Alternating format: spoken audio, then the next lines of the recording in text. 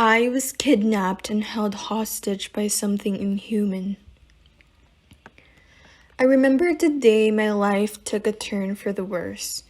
I know it sounds cliche, but it did start like any other ordinary day. I woke up and got ready for the day, putting on an ugly polo shirt and dress pants for work. It was a Friday, so I knew that I was going to spend all day at the register counting down the seconds until I was done for the week. The job was pretty boring as shit. I just stood there watching people go in and out. I was always getting yelled at by some entitled old bastards who refused to listen to how coupons worked. The nicest customers were always the shy teenagers who were learning how to navigate the world. They weren't beaten down into submission by the world yet. By the end of my shift, things started to slow down and my feet were killing me, so I decided to lean on the counter and check my phone. I was on it for a good minute before I realized that someone was standing over me. "Hey, Missy, you know you shouldn't really be on your phone. Distracts you from your surroundings." An old blonde lady wearing sunglasses snapped at me while putting her items onto the counter. "I'm sorry about that, ma'am. Do you have a rewards account with us?" I tried to change to the subject, but she wasn't having it. "No, I wasn't done talking. When it's so rude to have your phone out during company time, they pay you to work. You can't just stand there and go on your phone. Do you understand me?" She continued on. "Yes, ma'am. It won't happen again," I said politely while trying to hide the urge to roll my eyes. "Yeah, it better not. I pay good money to the store. I don't want people like you ruining this neighborhood." As much as I wanted to go off on this random lady, I held back my tongue and remained professional. I just couldn't afford to lose this job. Besides, I just wanted her out of there so I could call one of my coworkers to take over. My shift was almost over. She took a little while longer, taking forever to put her phone number into the system. Ironically, she got a phone call and proceeded to rudely ignore me the rest of the transaction. By the time she was done, one of the others took over the register and I walked into the break room to pick up my things and clock out. As I stepped outside, I could feel the hot humidity of the air against my cool skin. I hurried up and tried to run through the parking lot to try and reach the bus stop. Hopefully, I could still make it before it left. I was right across the street when I saw it close its doors and drive off. Damn, I thought while trying to catch my breath. The next bus would be here in another half hour. It meant that by the time I got home, it would be 9 p.m. I waited about 10 minutes before a black van pulled up on the sidewalk. The windows were completely tinted so I couldn't see the driver from my angle. I didn't pay any attention to it though. I was in front of a shopping plaza and cars came and went all the time. Further down the street, I could see that annoying lady from earlier yelling into her phone from the bench she was sitting on. Other than that, the plaza was mostly devoid of people, as most were either inside a restaurant or the large retail store. I looked back down on my phone to go on Insta when all of a sudden, I felt hands grab my mouth and my arms.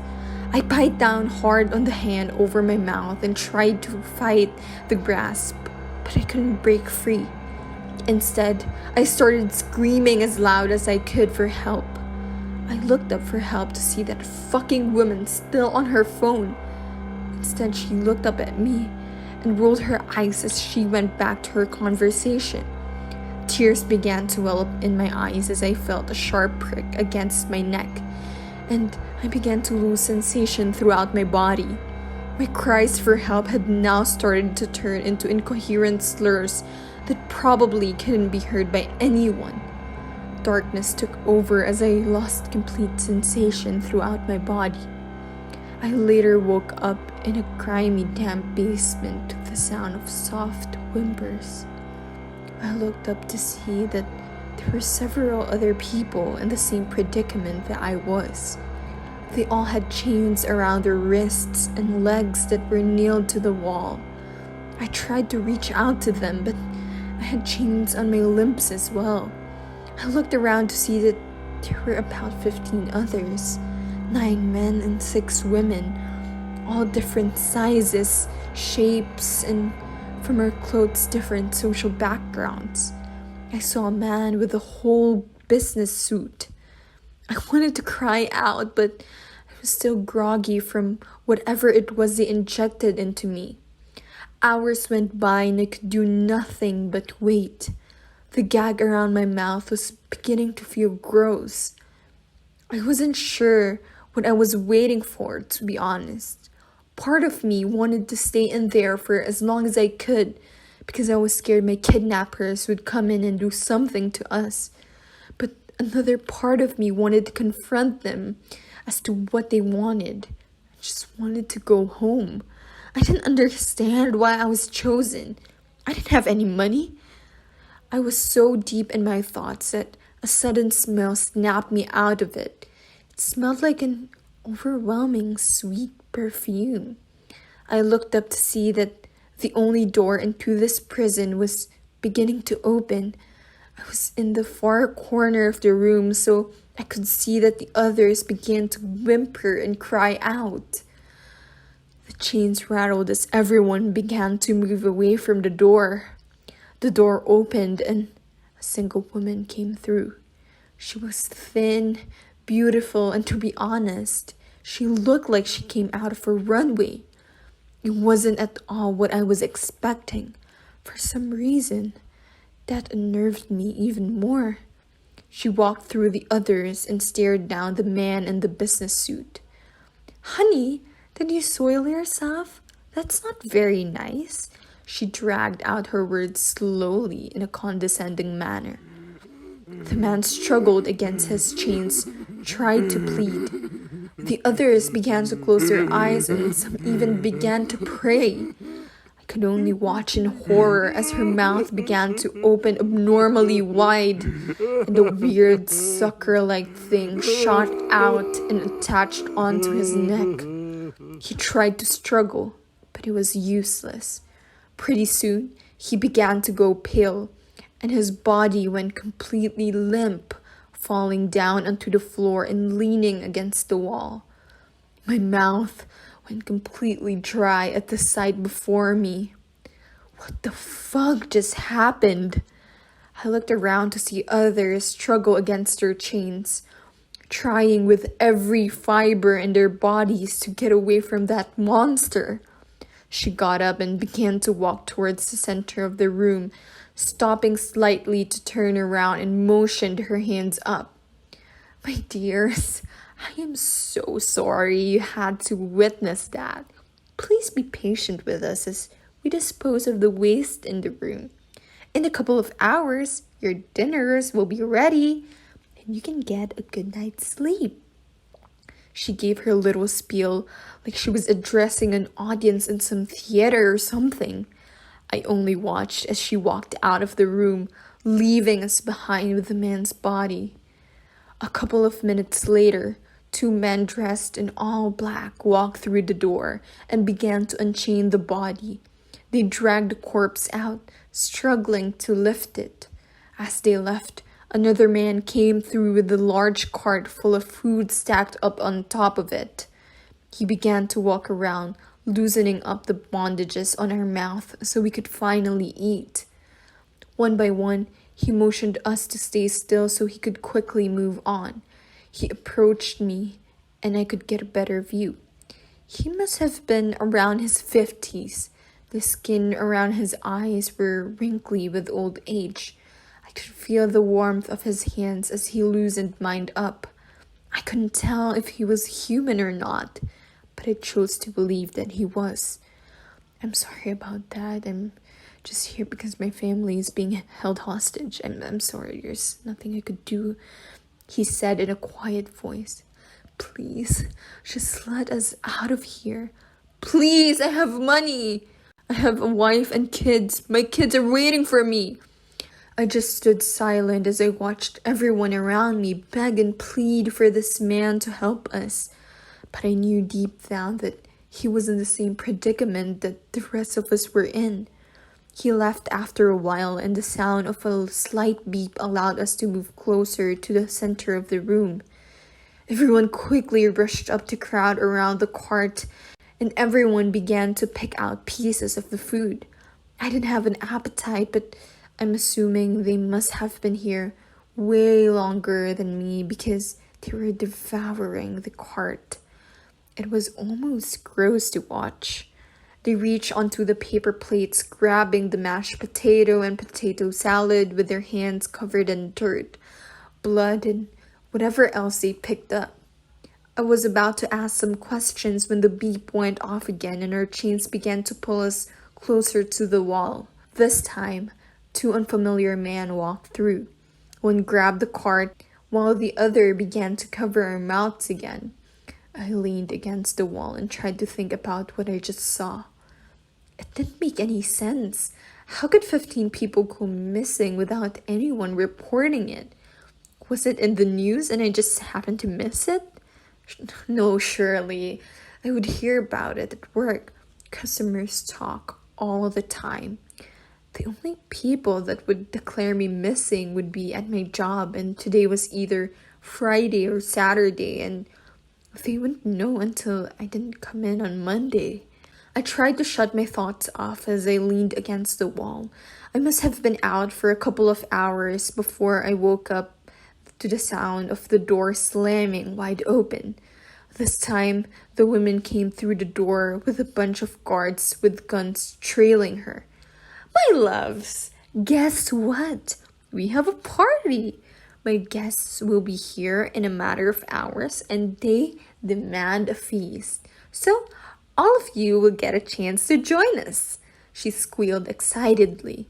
The guards began to get our chains off and replace them with handcuffs. They motioned all of us to follow and we walked together.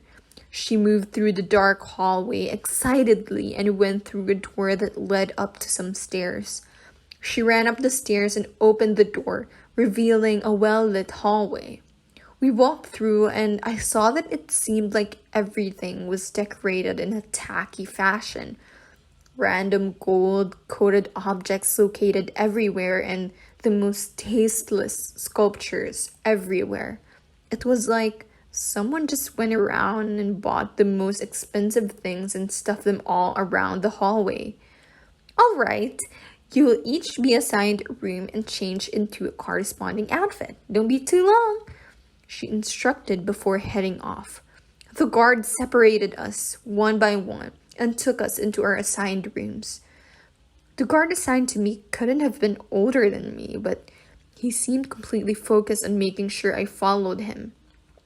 He pointed his weapon at me and motioned towards the black dress hanging on the wooden wardrobe. I walked over it and pulled it out of the plastic wrapping. It was a tight black cocktail dress. I began to undress and slid it over my body while looking around the room for any exits. Instead, every window had metal bars covering it. Besides, it looked like we were in the middle of a rural area. After I finished dressing, I saw a pair of heels that were lying next to the wardrobe. I put them on and began walking to join the others. All of us were wearing dresses and tuxedos, and we followed the guards as we reached the main doors. As he opened it, I could feel the vibration of the music travel out through the doors. Once the doors were fully opened, I could see the dance floor full of people moving their bodies in what I assumed was dancing.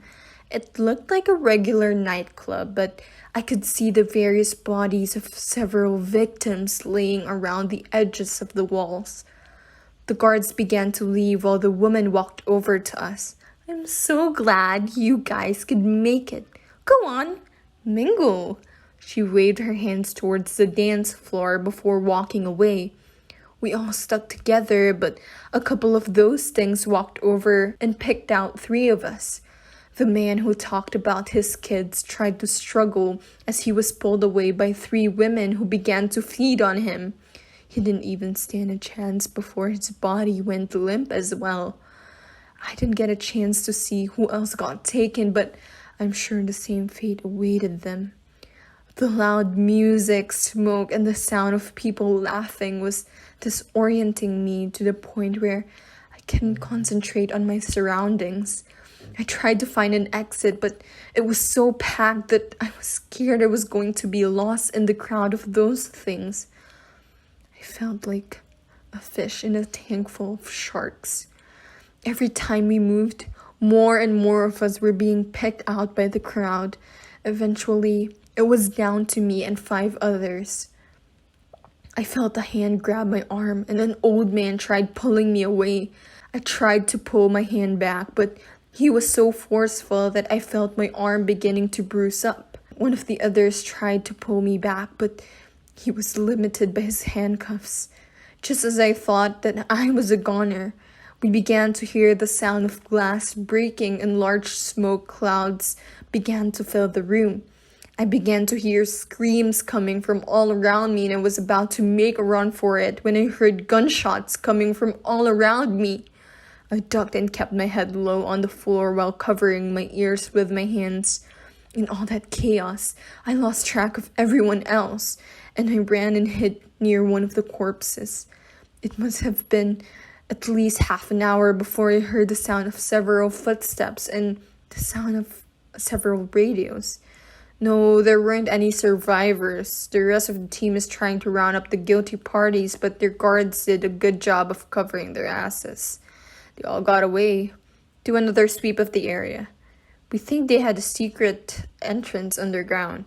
I opened my eyes and saw the men were looking around and looking to see if any of the bodies were still alive. I quickly got up and started making my way to the men.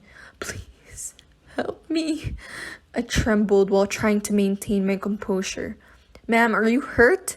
One of the guys asked as he ran over to me. I'm not sure why those words made me feel so safe that I think whatever adrenaline kept me going faded and I passed out. I later woke up in a hospital bed surrounded by several police officers who were trying to take my statement. I recounted my story, but at the mention of the lady, they seemed to glance at each other in disbelief and scoffed. Ma'am, those were hallucinations brought on by the drugs they used to keep you docile. One of the police officers said, irritated as he wrote on his notepad. Either that or what happened to you was so traumatic that your brain rationalized the events as monsters.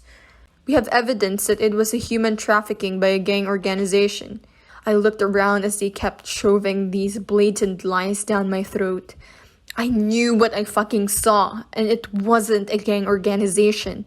They were fucking demonic beings is what they were. I insisted on the truth but stopped once I saw they were close to sending me to a psych ward. I knew it was pointless though. No one would believe me. Do you believe me?